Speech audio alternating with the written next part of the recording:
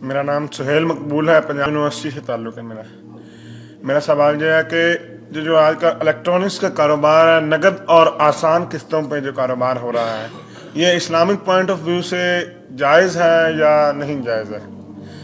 یہ جو بجلی کی مشینیں، ٹیلی ویژن قسطوں پہ بھی اور نقد بھی، یہ جائز ہے یا نہیں؟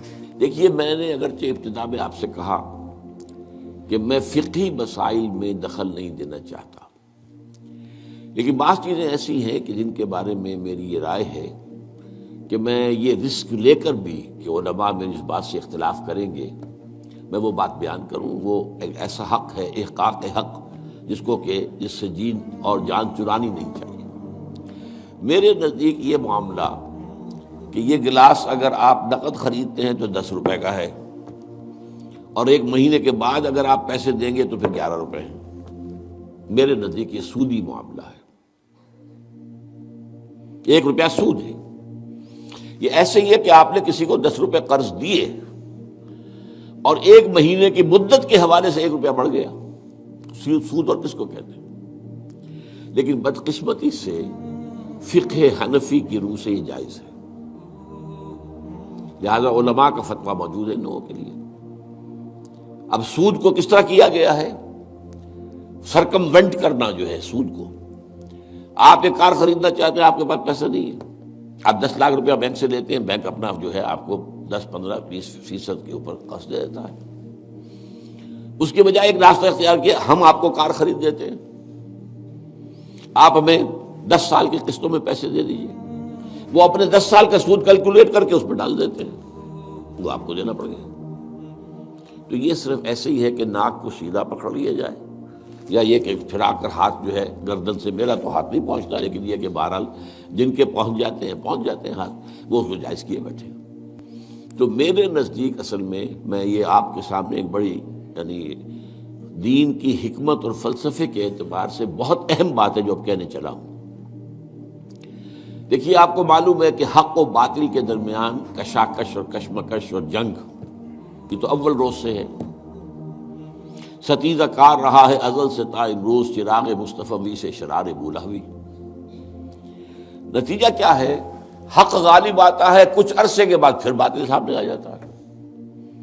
پھر کوئی اللہ نے نبی بھیجا، پھر حق کو غالب کیا، پھر اس کے اوپر بعد میں کچھ عرصے کے بعد پھر باطل سامنے آ گیا، شیطان نے پھر غلبہ کر لیا. یہی ہوتا آیا. خلافت راستہ کے ختم ہونے کے بعد سب سے پہلی خرابی کیا آئی؟ ملوکیت آ گئی. اب موروثی ملوکیت ہے. ملوکیت کیا ہے؟ جس کی لاٹھی اس کا بھینس، جس کے پاس طاقت ہے وہ آئے اور حکومت کے اوپر قابض ہو جائے. اب کہلاتے خلفاء تھے، وہ خلفاء تو نہیں تھے، بادشاہ تھے. وہ بنو امیہ کے ہوں، بنو عباس کے ہوں یا ترک ہوں، یہ بادشاہ تھے. خلفاء کہتے تھے، خلفاء اپنے آپ کو. ایک معنی میں تھا کہ ظاہر بات اپنی اس حاکمیت مطلقہ کے مدعی وہ نہیں تھے، حاکم اللہ ہی کو مانتے تھے.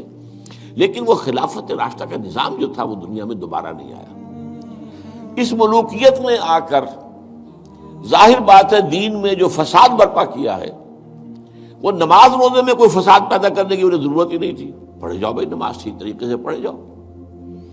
لیکن ان کو مالی معاملات کے اندر ملوکیت کا معاملہ جو ہے وہ تو اس کے ساتھ باپ ہوتا ہے. سب سے پہلی خرابی یہ پیدا ہوئی کہ جاگیرداری. اسلام میں کوئی جاگیرداری نہیں ہے. اسلام میں یہ جو ایبسینٹی لینڈ لارڈزم ہے یہ بھی جائز نہیں ہے. امام ابو حنیفہ کے نزدیک حرام، امام مالک کے نزدیک حرام، امام شافعی کے نزدیک حرام. لیکن یہ ہے کہ قاضی ابو یوسف صاحب نے، جو امام ابو حنیفہ کے شاگرد تھے، اور امام محمد وہ بھی دوسرے شاگرد تھے، انہوں نے فتویٰ دیا جواز کا کچھ شرطیں لگا کر.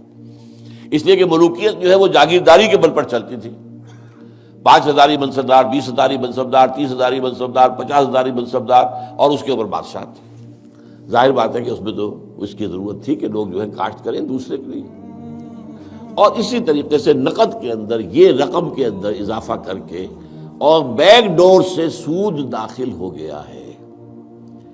لیکن ایک زمانے میں ہمارے ہاں جب کہ سپریم کورٹ تک معاملہ پہنچ گیا تھا سود کا، تو میں نے اس معاملے میں ایک بہتری کا پہلو دیکھا تھا کہ چلیے کم سے کم ایک سود اسی درجے تک تو آئے گا نا کہ 1 مہینے کے بعد پیسے دو گے تو 11، اگر 2 مہینے ہو گئے تو وہ 12 نہیں ہوں گے، 11 ہی رہیں گے. یعنی ایک انیشل سٹیج پر تو سود آ گیا، لیکن اس کے بعد وہ پرپیچویٹ نہیں کر رہا، بڑھ نہیں رہا ہے. 3 مہینے کے بعد 13 نہیں ہوں گے، رہیں گے وہی 11 ہی. تو کم سے کم یہ کہ لمیٹیشن تھی. اب یہاں قسطوں نے اس لمیٹیشن کو بھی ختم کر دیا. آپ 20 سال کی قسطیں بنا دیجئے. مارگیج ہاؤسز کا جو دنیا کے اندر چل رہا ہے 20 سال کا، 30 سال کا مارگیج ہوتا ہے. وہ گویا کہ پھر سود کو انہوں نے اپنا پورا حصہ جو ہے کاؤنٹ کر کے اس میں ملا کے اور اس کی قیمت رکھ دیتے. میرے نزدیک یہ چیزیں حرام ہیں، اور میں ڈنکے کی چوٹ کہتا ہوں کہ حرام ہیں.